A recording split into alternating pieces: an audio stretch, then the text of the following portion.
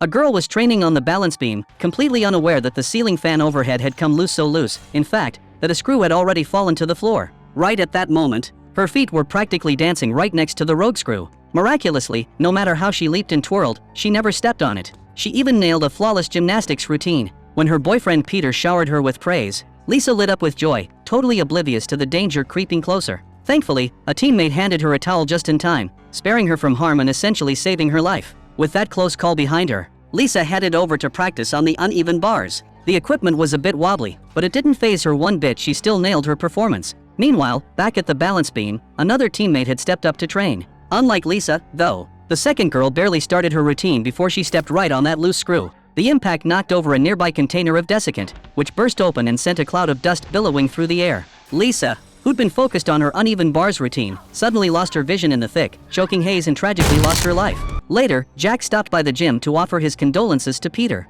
Out of nowhere, he felt like someone was staring at him, but when he turned around, there was nothing there. The next morning, everyone showed up to work as usual, their faces heavy with grief, everyone except chubby little Tim. That is, Tim was all about chasing cash and checking out pretty girls, and he took the chance to sneak around, swiping valuables from his deceased coworkers' belongings. But as he rummaged through the stuff, he pricked his finger on something sharp. Lucky for him, tucked inside was a massage gift card, just the thing to soothe his rattled nerves. Eager to cash in on his lucky find, Tim hurried to the massage parlor. He was totally smitten the second he laid eyes on the lady at the front desk, not to mention the other staff passing by. The owner led him to a private room, and once inside, Tim couldn't resist fiddling with the trinkets scattered around. He lay there waiting ages before someone came in to attend to him, and when a woman walked through the door, Oh yeah. Feels dynamite. No. You're going the wrong way there, little lady. 我冇做錯嘢。 Oh!